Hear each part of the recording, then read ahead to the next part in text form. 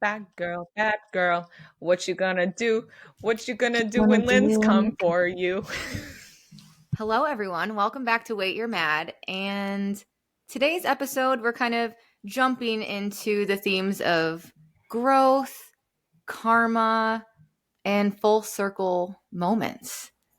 We have a special guest today, We Lexie. do Do you have want a to introduce special her? Because I think you've known her for a little bit longer Yeah, than I I guess have. I guess that I should do this, shouldn't I? Like Maddie said, today we have a very special guest. It's my sister Lindsay. She went from being a self-proclaimed problematic adolescent to now teaching actual problematic adolescents. The irony is almost too good. We're going to dive into her journey, the struggles of being a teacher today, and whether karma is real or not, which, spoiler alert, I'm pretty sure it is. Lindsay's not just wrangling middle schoolers all day. She's also a wife and a mom to her tiny clone, JC, who we featured her in a few episodes in the past. Yeah, you guys met And so you've been introduced to her in the past. She's 6, full of sass, and she's already showing signs of running the show. So basically, Lindsay clocks out of one chaos shift just to start another one at home. So welcome, Lindsay. Thanks, Maddie. So good to be here with you guys tonight. I know. Are you excited to talk about yourself a little bit? Not really. I'm kind of embarrassed about my past. But in typical fashion, we're spinning it into the good because I think you've really come full circle. I'm excited to kind of laugh about the past because it wasn't always funny, but now at least we can look back and laugh. But I think you're able to help like kids that were in the same space as you back when you were that age now. So I would definitely say my past has helped me for my present. Yeah. For sure. And it just so happens that Maddie and Lindsay got to meet way back when. I mean, gosh, how old were you, Maddie, when you started staying at my house and being around my sister? Wasn't it middle school? I think like when you, I'm trying to think, I was probably introduced to you most, I think like when we were 14 or 15. I feel like it was when High School Musical came out because I heard you guys like singing duets from the computer room like every day. And Lindsay has a great voice, and I always thought she was so cool because before I even met Lindsay, Lexie had this CD of Lindsay singing. And she must have gone to some like, did you go to like a recording studio or something to record this? And it was at Six Flags. Yeah, her ex bought like her studio time. I was so mad because I messed up the lyrics to one part. They're like, nope, you can't do it again. And I'm like, no. It was Lindsay's one-hit wonder song, her karaoke go-to, When You Say Nothing at All by Alison Krauss. It was one song on the CD, and she would put it in the car, and it would just play on repeat. I remember the only reason I know that song, I don't listen to country, literally to this day, is because of Lindsay's version. I don't know the real one. I only know Lindsay's version. And I'm not lying. This is true. This is a fact. And you know the song, and he was sitting on the old front porch watching the specter up. All right, guys, I'm going to be the focus monitor right now. We're getting a little off track. Okay, fine, teacher. Sorry. So sorry about this. We do need to start off this episode before we get into the nitty-gritty of your wild childhood. We need to get into what we're mad about this week. Lexie, what are you mad about this week? Okay, so you guys, please tell me I'm not crazy. Do you know what a dead mouse smells like?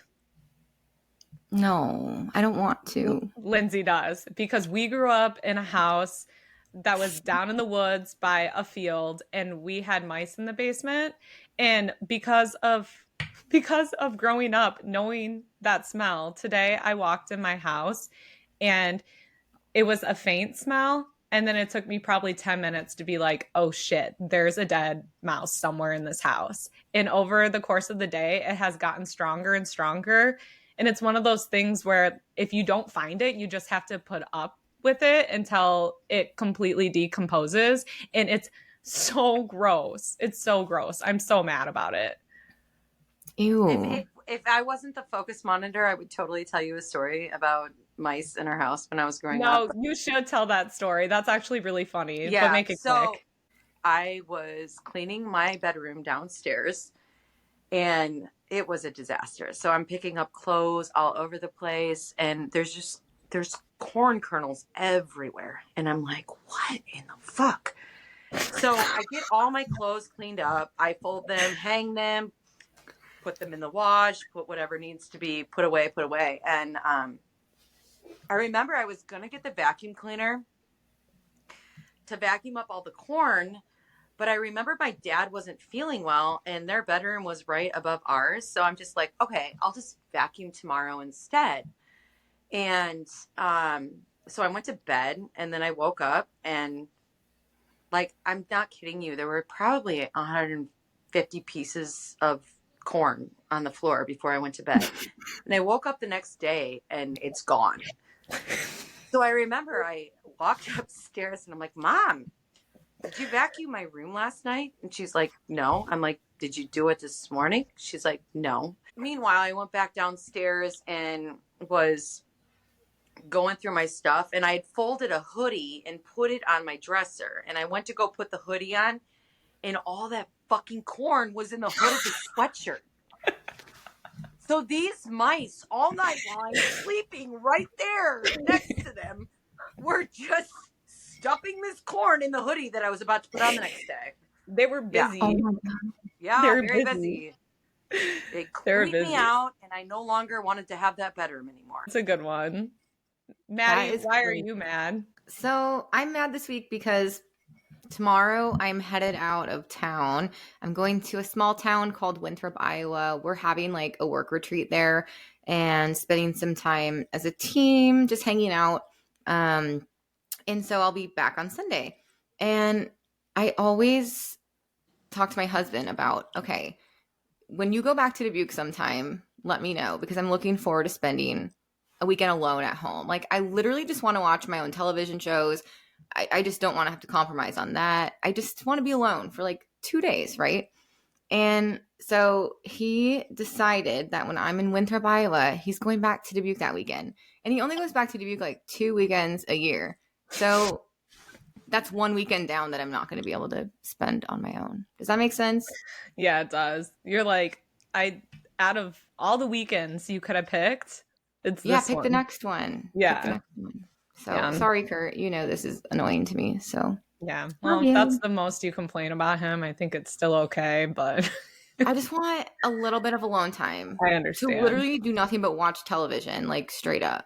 Mhm. So I'm sure Lindsay can relate. She's a mom. All so. Lindsay wants is Absolutely. alone time right now. Yeah. Yes. Thanks for giving me an hour of alone time, like right now. As she's knocking on the door already I as know, we were like, right? prepping for We'll this. Oh, get yeah. into it again in a little bit. Oh You'll yeah. see just how my thinks life is. she thinks Lindsay is in a meeting right now. Lindsay, why are you mad this week? Oh God, I could go a lot of different routes with that, but I'm gonna go with the fact that the temperature is so low that my husband is not working this week. And he's also not helping me get JC up in the morning and helping me get her ready to school. It's a huge fight. And she'll be throwing a fit and kicking me right laying next to him. And he's just like, It's vacation for him right now. what? It's vacation for him right now, I guess. Yep. And so I'm just kind of like, oh, jeez. It's like you're getting up and ready anyways, so like you just take it on Well, for yeah. this week. Yeah. But she's throwing a huge tantrum. Like, I need more sleep time. I need more TV time. And I'm just like, dude, you need to get up now. I need to be to school in 20 minutes. Like, Yeah.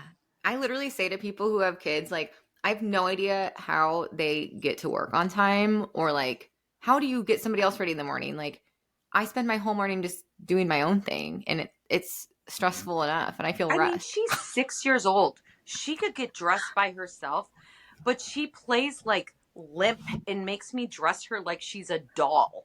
I did that too. I remember Oh. Mom would be like crying and I'd be pretending to be sleepy and she'd be like, just get dressed. I remember Mom used to come down and she'd pull all my covers off of me, and that pissed me off. Oh, she'd more open than the blinds, anything. rip the blankets off. I think she said one time she threw water on our brother Jay to wake him up. But she was also a teacher. I mean, you are too, but she was like usually taking us to school with her. She usually taught at the schools Yeah. that we were at. So she couldn't look bad and have us late. That's extra pressure for her. But yeah, speaking of teachers, Lindsay's a teacher for a junior high I in the am. Quad Cities. That's Do they as much call as it we junior can cover. high or is it middle school? Well, it Oh. was junior high the last couple of years because it was only 7th and 8th grade. But this year they introduced 6th grade back into our building. And those 6th graders, dude, oh, jeez. I've got Do they need to be introduced to that 7th and 8th grade world yet? Or No. it's No, better for them to absolutely stay not. back, I think, They're right? like this big. The other kids are this big. There's a big difference. Huge difference. I would have not been prepared for junior high at the beginning of 6th grade, personally. Mm-mm. No. And it just feels weird that 5th graders are now the top dogs at elementary school. Like, isn't that kind of weird? 6th grade was one of my favorite grades I had, I think. It was one of mine too. And Yeah. I think, I don't know. You still had like your innocence and your love of learning. And then you go to 7th grade, you learn what like blowjobs are, and like your whole world just You did? I didn't know what a blowjob was until I was like a sophomore in high school, and I'm supposed to be the bad person on this show. But Lindsay doesn't work at just any junior high. Is it a public school? It is. And we're right now we're considered a comprehensive school, which means that our test scores are not meeting where they should be. And I don't know. Right now we're focusing on trying to get it together and get our kids more engaged in learning and getting our attendance up. Attendance is a huge thing. I mean, we have kids that come to school maybe once a week, which is tough. Mm-hmm. Wow. And there's really nothing that you can do about it other than like try to spark their love of school. I mean, is that kind of what you guys as teachers, is that your goal? Well, I feel like that's why we're like working on like engagement strategies and trying to make classes a lot more fun, like less lecturing, less notes, like more hands-on, more just changing up our lessons every day to make them more exciting or engaging for the kids. Mm-hmm. Wow. Well, and like that's honestly the perfect job for you because I don't know, like, so let's talk a little bit about you growing up. So when you were in school, Yep. did you struggle at school itself or was that like easy for you? So I was a really good kid all through elementary school. Like, I mean, if you could ask my mom, I think she would say there were really no problems at all. 7th grade, I think I was still okay. But 8th grade took a turn for the south. Did you just make like different friends? Like I did make different friends, and I just started to rebel a little bit more. And it might have been that friend group that I started hanging out with, but I remember getting suspended in 8th grade on my last day of middle school because somebody was handing around like caffeine pills in health class, and I took one, like not thinking it was a big deal or anything. Like, and then they found out, and we all got suspended. I think that was the first time I got in trouble. I was suspended on my last day of 8th grade in middle school. Yeah, for taking a caffeine pill, which now, like I feel like people are drinking energy drinks, like taking caffeine pills is like the norm.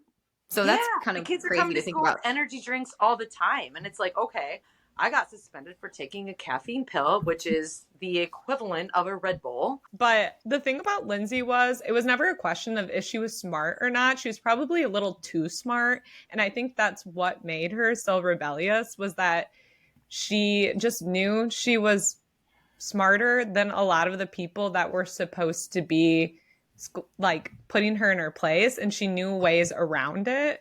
And we'll get into some specific stories of some of those instances as we dive deeper into Lindsay's childhood. And I can relate completely with this because I was a rebel. Like I would just rebel just to rebel, just for no reason. Like it was just in me. And so now in my line of work, it's similar too, because you're trying to like wrangle these people. I'm like, our job is like an adult babysitter essentially. So you're like, Yeah. oh my gosh, like I was doing this shit. So this is karma in a way. So I feel you on that for sure. Mhm. So the first time that you feel like, okay, your first memory of getting in trouble, which getting suspended was a big deal, was taking a caffeine pill. Like was the moment that like your parents realized like, oh shit, she's gonna be a This is problem. more than a one-time thing. Yep. So that's a very good question. The eve before Thanksgiving, my sophomore year, after I was at Grog's. Do you guys remember what Grog's was? You're probably too young. But it was like a teen dance thing down at the sports complex. Oh wow. Like behind Cedar Cross? Like Nightingale, yeah. By your friend's house. And Lindsay, you're about what year did like how much older are you than us? Like He's 8 10 years? older than us. 10 years. Okay. 10 Yeah. years, yeah. And I remember I was with 3 other people. It was me and another girl and 2 boys. And I decided I want to try drinking tonight. So I took a full bottle of Absolute vodka from my parents' house. And we always had berry punch. So I took that too. Good combo. I wasn't really Classic. sure how to drink back then, you know, clearly, because what I did was just chug out of the bottle of vodka and then chug out of the berry punch bottle, you know. That's how you did it. And we were just passing them around. But anyways, like I got so tore up there. I spent most of the night in the bathroom throwing up. The end of the night came and I think I was still in the bathroom, and there was an upperclassman there that I knew from high school, and he's like, do you need a ride home? And I'm like, yeah, I'm not really sure where my friends went. That'd be great. So what he does is he takes me down to my house and comes around and gets me out of the car and kind of sets me on the doorstep and knocks on the door and gets back in his car and drives away. So I remember Mom opening the door, and I'm kind of just like sitting on the ground, and she's like, what is going on? I'm like, I think I have the flu. I feel so bad. Like, I'm going to throw up. Like, and I turn, Maddie, you remember our old house? And I turned to walk down the hallway to where my bedroom was, where Lexie's bedroom was upstairs. And I ran into the wall short of the hall and fell over. Thanksgiving the next day sucked. Oh my God. You were doing Blackout Wednesday before it was cool, man. They made us take a family picture on the ladder. Lexie, do you remember that? The ladder? I had to be on like the top of the ladder, and I was so dizzy that I felt like I was going to tip the whole ladder over onto the Christmas tree. Do you have that photo that we can see you knowing that you're hungover? I'm sure there's that photo somewhere. I think I'm still wearing the same top I was in the night before when I was puking all over myself. Oh my God. No, I mean, like, how old would I have been at that time? Like 4? So, but to kind of belly up with that story, I think that started everything, because after that, they grounded me for like a month. So then I'm like, well, I'm going to hang out with my friends. Friends are life. The only at way that I'm going age. to hang out with my friends is if I sneak out at night, you know? So then I would just sneak out my window after my parents went to bed, and I'd come back home and before they'd wake up, and everything was good for a few times. But then one time, God. Okay. I can testify to this. I think I know where you're going, and I'll The never snow? forget waking up in the morning and hearing Mom screaming and running to Lindsay's room. The window's wide open, and you just see footprints in the snow going all the way up our street. That's amazing. And I was just like, you know, like, again, I'm like 6. So I'm like, what the hell? There was one time though, This is pretty funny. This is before I was brave enough to leave my bedroom window open all night. The one time I snuck out going downstairs out the sliding door window. And I remember like just trying to be super quiet because the door squeaked. And I remember like shutting the door and just tiptoeing back to go around to the side of the house. And something hit me. And I about screamed. And I looked up and Dad had gotten deer and hung it from the deck. And I like ran into this deer. Dude, the amount of times I went out that sliding door and saw a dead deer hanging there to run into it. Oh, Jesus. It scared the shit out of me. It was Ew. complete black. Yeah, it was awful. That haunts me to this Karma. day. Yeah.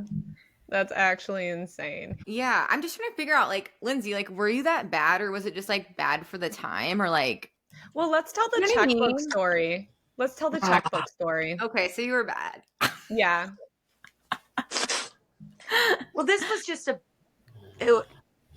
I don't know if this makes me bad. I think it was just like a bad decision with peer pressure. But Okay.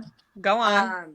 I guess we were just bored one day, like me and friends, and I had a checkbook. Mom and Dad got me a checking account when I was like 13 to try to make me, I don't know, like Grow up. responsible. Yeah. And so I had this checkbook, and obviously there was no money in there. A bunch of friends and I went to the mall and we were hanging out, and I had this like stellar idea that like, hey, let's go shopping. I got a checkbook. We went around and I bought all my friends clothes, like spent thousands of dollars writing out checks. Like, Stop. and then I go back out to my car and I'm like, okay, let's punch my window out. So somebody broke in my car and stole my checkbook. Brilliant. So we did that. There's cameras everywhere in the mall. So here I am in every store writing out checks. And then I punched my car window out to say that somebody else stole my checks. And So that she decision. filed that someone broke into her car, and when they started looking into it, they saw videos of Lindsay bashing in her own window. Stop. This is the police.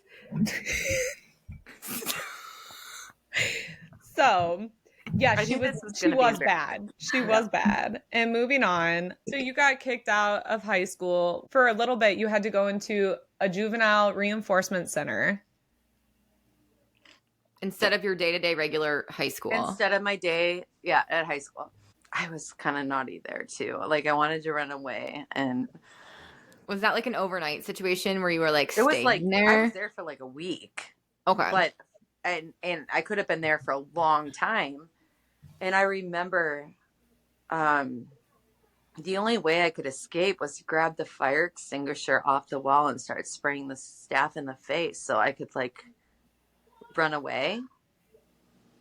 This is at the like juvenile detention place. It's like where kids go like when DHS is involved or like parents When they're can't- out of control. Yeah. There's no other options here. It's Yeah. almost like So then mental. It's like it's like psychiatric at that point, kind of, right? Okay. Yep. So then I sprayed all the staff in the face with a fire extinguisher, which I don't think is very healthy. So I apologize about that. But I ran away then with some other girl that I was there with, my roommate.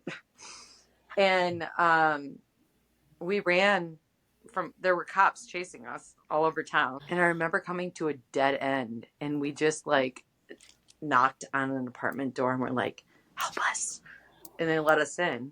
And we stayed in there for a little while. And then I called a friend and I'm like, hey, I need to get out of town. Like, can you help me? And so he's like, yeah, let me figure something out. And he picked me and this other girl up. And he drove us down to a buddy of his, like his drug dealer down in Clinton, Iowa. And we stayed there for a few days. And then I found out there was a missing persons report for me. And then I started having some remorse and thinking about how bad my family felt, like what my brother and sister were going through, what my parents were going through. So finally, after a couple days, I called home and I told them what was going on, and they came down and got me. And then that's when I got sent away. Yeah, I was going to say that's where you were like 4 hours away. I Yeah. remember having to spend Easter visiting you, and I was so pissed because I thought Yep. the Easter bunny was not going to find me. We were staying in a hotel for Easter, but mom and dad like took a marker and made little bunny prints all over the house or all over the hotel room and left me eggs and everything. And I remember visiting you, and it smelled like bleach and chlorine. Yeah, It it was was just like disgusting. so stale. Like And you know what the institutional. worst Mm-hmm. is? Like, most of these kids that got sent away here are court ordered. So the state is paying for them to be there, right? Because they've committed like bad crimes. Yeah. My parents paid out of pocket to have me sent away here. Okay. So here I am, a little, not, I shouldn't say rich girl, but like different than the rest They of probably the. viewed you as such. They You have a probably healthy did. family So life, they're like like, why a are normal you here? And family. I'm like, I ran away from home, Yeah, and they're probably like, get your shit together. Even they and were I'm probably like, why saying are that you to you. here? And they're like, I tried stabbing a girl to death. And I'm like, that was a little eye opening for me. You know what I mean? Like, I'm in here with like people that would be in jail if they were over the age of 18. Yeah, that was quite the experience. Yeah, but you got out of there. You came back, went to Waller, ended up graduating. I mean, you still got into trouble, but not near as much, Right. right? But I didn't actually graduate. Well, I did graduate from Waller, but they wouldn't take me the last semester for some reason. They thought I called in like a bomb threat. It wasn't me. But Your reputation preceded you. yeah, You were probably the yeah. scapegoat of a lot of shit. I just had a bad rep. I don't know what happened, but so they're like, okay, we're going to still let you graduate, but you've got to go finish your classes at NICC. And I'm like, all right. Sweet. But then you moved away for a little bit. And keep in mind, Lindsay and I have a 10-year difference. So we never truly lived together, like past me being like, I don't know, 7 or 8, you know? And when I am graduating from high school, I'm 18, Lindsay moves back home to go to college. So it's like the first time we're ever living together as actual like adults, I would say. And we went to college together. Still pissed at you about the history class too. I graduated early and spent a semester getting some gen eds out of the way. And Lindsay was getting some gen eds out of the way before she transferred to St. Ambrose. And we had a class together, which is something you never think you would do with your sister that's 10 years older than you. But Lindsay had just moved back and was still partying quite a bit, whereas I just graduated high school, so I was still as studious as ever. We had a history class together, and we had a big test. And I studied, like I studied the night before. Lindsay went out, and on the way to school the next day, she's like, hey, you got to let me look off your paper. You got to let me cheat. And I was like, okay, but we were in the front row. The teacher kept looking at us. So eventually I like turned my back to Lindsay and put my arm up because I was scared we were going to get caught. I was so pissed. Dude, you're a fucking traitor. I got done before her. I got up, turned my paper in, and just sprinted out of the room. Lexie's like the #1 rule follower of all time, probably because of you. Oh, yeah, probably. I was like, I saw what happens when you don't follow the rules. We had a pact. Like, she was supposed to help me. And don't lie, I talked to you about this the night before I went out. I said, hey, oh yeah, I gotta go out tonight. Will you help me tomorrow on this test? And you said yes. Okay, but it was either one of us goes down or both of us goes down. I got an A and you got a I think a C. Oh, well, that's a pass. Good job. Yeah, but it was just funny. But we did have actually hilarious story. Yeah. We did have an overlap for a little bit as well. I think mom and dad went to Mexico while I was in high school, and Maddie actually stayed with us while you were the adult of the house. Do And you how old remember was that, I? Maddie? Like Huh? 18? You were Was I probably 18? 24 or 25. We were probably I was 15 or okay. 16. I still wasn't very mature by that age, though. Mom and dad went all inclusive. I remember at one point we were trying to call them and Maddie was in Spanish, so we kept putting her on the phone with the receptionist at the resort. You guys did. We never got a hold of them. You guys Never. are like MacGyvers. You're like, oh yeah, we have a girl who speaks Spanish. Here, Maddie, talk to them. Why were you trying to call them? I remember. I don't remember. I think we just wanted to see if we could get in contact with them. Like, no, there was like a situation that was like kind of like dire. I don't remember what it was though, but like Was you it really about your babysitter? I don't know, but Maddie and I decided while Lindsay was watching us, it'd be a good opportunity to go out and drink. Oh, no. So Lindsay dropped us off. Lindsay was actually responsible this night and took her little sister somewhere and picked her up, and she didn't drink. She was at the house full of booze. We drank and we got home, and Lindsay knew it, but she wasn't calling it out quite yet. What she did was she said, "We're singing karaoke," and she got out all the karaoke stuff. Hands me the microphone and has me do the performance of a lifetime, where then I ended up What was this? You were there, Maddie. I can't remember what song she put on, but I ended up realizing what was going on and going in the closet with the microphone and just singing from inside of a closet at one point. I kind of remember that because there was a closet in like the back right corner next to the dresser. Okay. And then Lindsay opens the door and goes, "What were you drinking?" Like finally starts like hounding on me like I did something she's never done before, you know. And nobody has ever said Bud Light the way she said it. And I'm like, you're not even old enough to drink if you say Bud Light the way you just did. I think I was like, Bud Light? Bud Light? Like, Bud Light? Bud Light. Like, it was a little bit of Bud Light. So now I'm trying to act like the parent while I'm still being a badass. Like, and I was just like, oh, please. That was very brave of mom and dad to leave you guys home alone with me, right? Oh, yeah, for sure. Coming full circle with this, you survived. Yes. But I gotta know, before we move on to your career, looking back, do you think your teachers ever saw this future for you? Or would they be shocked to hear? I think they'd be more shocked to hear about the days you were a Catholic school teacher. But would they be shocked to hear where you're at now, do you think?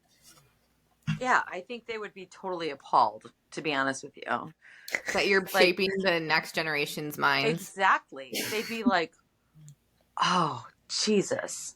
And that's the same thing that I think about my students right now is like, there's some that I would probably let perform surgery on me in 20 years if I needed it. But like, it's a scary thought, like that I'm educating the future doctors, lawyers, presidents, like all of that. And I don't know. It's not. You're the perfect person to do it because like you realize what it feels like to be stuck in like an institutional situation like that and hate it. Because you obviously like didn't like the control of like the day-to-day school. I'm assuming that's how I felt, at least. Like, no, I it wasn't even that. Like, yeah, I guess I rebelled a lot, but I was the oldest child and my parents were very strict with me.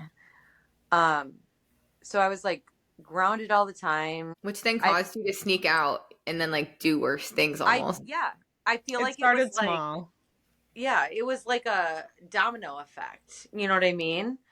Yeah. So like instead of saying like, and they didn't talk to you about like, hey, like this is why you're not really supposed to drink, but like keep it cool. Like we realize people do this. No, like they would do other things that annoyed the shit out of me, like take my door off the hinges, and then I'd have no privacy. He had no door for just beads hanging from the top of the door. A year. For like that's so year. Boomer. You were running away from home, Lindsay. Yeah, and Lexie, you told the story wrong about the snow. Mom and Dad were pounding on my door one morning saying, there's footprints leading into your bedroom. Oh, And there's yeah. no footprints going out of your bedroom, so somebody's in here. And they're like searching through my bedroom. But it was me getting home late after it snowed. No, I did. I did go in there once when you weren't there and there are footprints going up the driveway. That for sure happened. But you were I'm not missing for 3 days one time. Maybe that's what was up. And then she just comes home and says, "Oh, I was playing poker." And they were like, "For 3 days." Okay, back to this. We're calling Lindsay becoming a teacher her redemption period. This is her redemption. What made you decide to go into teaching? Like, did you have like a moment where you're like, this is it? Well, I guess from a very young age, like I would set up my stuffed animals and my dolls, and like I would give them an assignment and I'd grade it and everything else. And then I kind of thought I'd follow in my mom's footsteps because she was also a teacher. But I think it was my sixth grade teacher, Mr. Dolan, that really inspired me to be a teacher because I don't know what it was. He made me like super passionate about science. And then for the rest of my years, I failed every subject and got A's in science. I remember in like high school. I don't think we disclosed that you're a science teacher right now. Well, I'm a science teacher. Yes. And I remember in high school, like I was not considered a smart kid in high school, but in science, I had the smart kids like trading off their tests with me. So like I could fill out their tests. So we all win. You're like a science prodigy. Yeah. Mr. Dolan was also your softball coach, and he just had a way with you, I feel like. You guys fought. You would fight, but like he also had a way with you. Yeah. How do you remember? I agree with that. I remember watching softball tournaments where Lindsay was a pitcher and she'd be on the mound and she'd be getting like fiery because she had a temper, and Mr. Dolan would like go out and talk to her and he'd be like kicking the dirt and like they'd be like bickering, and then he'd walk off the mound and Lindsay would just throw strike after strike just like out of anger. Then he just had a way of getting through to her, but probably not the calmest way, but it was. But I think it was almost like a father-daughter relationship. You know what I mean? He's the first thing I can think of when it comes to why did you become a science teacher? Mm-hmm. He was a great teacher. Have you ever told him that? I haven't. Is he? You should. But you should write him a little card. Just send that to him in the mail. What if you got a letter like that when you were like 70 or 80? No, like, I know. I think that would be awesome. He would love that. You would love that if a student did that to you. Okay, so you went essentially from being the problem kid to dealing with problem kids. Mm-hmm. What's that like? And do you ever use punishments or tactics that were used on you? Kind of refrained from discipline. So instead of me telling a kid, I'm giving you an after-school detention, it's me going up to a kid and be like, hey, I can tell you're having a really bad day. Like, what can I do to help you? And then seeing if we can de-escalate the situation. That's kind of how parenting is moving towards too. What do they call it? Gentle parenting. I feel like maybe schools are adopting that a little bit. Yeah. Well, I mean, so essentially you're not using punishments or tactics that were used on you. Maybe that would have been more helpful in some ways, but yeah. So one of the biggest things I noticed about me being a student back then to me being a teacher now is that like there's a huge emphasis on building relationships with your students. Like you want to make them trust you. You want to make them feel like they can come to you with anything they want to come to you with. You want to make them feel safe, right? Because if they're not feeling those things while they're in your classroom, they're not going to engage in learning. It sounds like they like you. Like I know from stories, like they can be really, really cruel to some of the teachers. And it sounds like they go pretty easy on you. Like you have a good relationship with them. I do, but I work hard at it too. You know what I mean? Yeah. I do have a very good relationship with most of my students. Honestly, I can't tell you one student that would say they hate me. You know what I mean? Because even that kid that is hard to deal with, I will sit down and work with until I can get them to trust me and respect me, you know? Using those Mr. Dolan tactics. Yeah. Mr. Dolan was the bomb. What is your proudest moment as a teacher so far? I guess my proudest moment of it as a teacher is more recent than it was in the past, because I'm dealing with a harder group of kids now. I don't know. These kids have a rough lifestyle, and I guess it's just really rewarding to see them happy when they're in my classroom. Lindsay will send me Snapchats of like her playing music in the hallway in between classes, and the kids will come and like dance in front of her classroom, and she teaches them songs to remember, you know, science things and things like that. And they actually participate, and she really does make it fun. Of course, you get the few that act out. Do you have a quick funny story to share from your teaching days? This one got me one day because keep in mind, I had a co-teacher in the back of the room that was like staring at me after these kids said that, and she started laughing, so it made me laugh too. But we're talking about fish spawning, and some kids like, what does it mean when fish spawn? And I'm like, well, it's when the female fish goes and lays eggs, and then the male fish comes up and inseminates it. And he's like, what's inseminate mean? And this kid in the back of the room was like, Jesus fuck, it means it nuts on it. And you had to try to keep yourself composed, like, but how can you? I had to turn around. Like, I turned around and like faced my closet, and I'm just kind of like, you're like, he's not really. He's not wrong for that. Thanks for using the terms that the rest of the kids can really understand. Yeah, exactly. He's going to be a teacher someday. I can feel it. Yeah. There's been like some funny stuff, like my kids say, and I try to keep a straight face, and then I can't.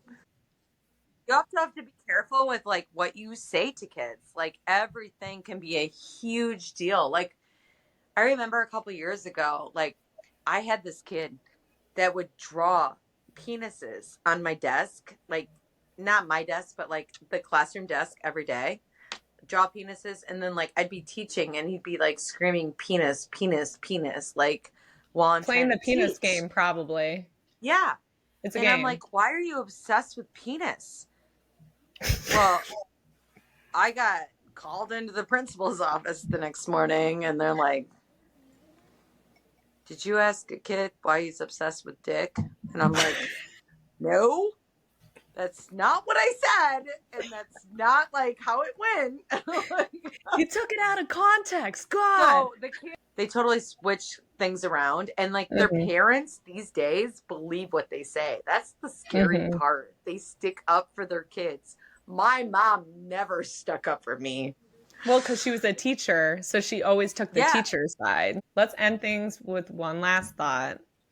What's one lesson you wish you could go back and teach yourself now that you've come this far forward in life? That's a good question. That is a very good question. I put my family, I think, through a lot. And I think that's what guilts me the most to this day, is that I might have affected my parents' health and everything else because I was so selfish. Like, I didn't care. I feel like our family is very family oriented, and I feel like for a while there in those years I was not, and I regret that. I feel like I probably taught my brother and sister some bad antics. Like, my first word was dickweed because of Lindsay. I think I made her try to smoke a Newport when she was 4. Did I? If it makes you feel better, I don't remember. Yeah, I think that's something that all of us deal with at that age is we are very self-oriented. It's hard to think about what you're doing to other people in that place, but yeah, you didn't know. You don't know what you don't know. What are you going to do if your students find this episode? I am pretty clear with my students. Like, I would tell them everything that would say in this episode. Like, I call him out all the time. I'm not worried about my students finding this video. Yeah. You're No. transparent enough with them that you have nothing to hide. Everything, though, led you to this point, which is so cool. Like, you were meant to be here. You were meant to be impacting these kids. Like, everything you went through got you here. So it's a very cool, like, full circle story. So thanks for joining, Lindsay, and proving that karma really is real. And now she's teaching the exact kind of kid she used to be while also raising one at home. And she's only 6, so we wish you the best of luck with Yeah, that one. it's only going to get worse with that. Yeah, I do need prayers for that. Thoughts and prayers. Thoughts and prayers. And thanks for getting vulnerable with us. It's like not easy to tell like your past stories, like, and have them be recorded. And so thank you so much, because we all relate. Like, we all really do. We all did shit we wish we could take back, but it's all about what you do with the lesson. So But I wouldn't change a thing. Would you Same. change a thing? No. Would I change a thing? Yeah. I would change lots of things. Yeah. Oh. Well, you can't. So I would. I would change lots of things now if I could. But it was good. It was fun, guys. Peace. yeah. To our listeners, if you love this episode, don't forget to follow us on Spotify and Apple Podcasts. And follow us on Instagram and TikTok at Wait You're Mad for more content. And remember, if you are a nightmare student, the universe might just make you a teacher or give you a kid just like you. Bye. Bye.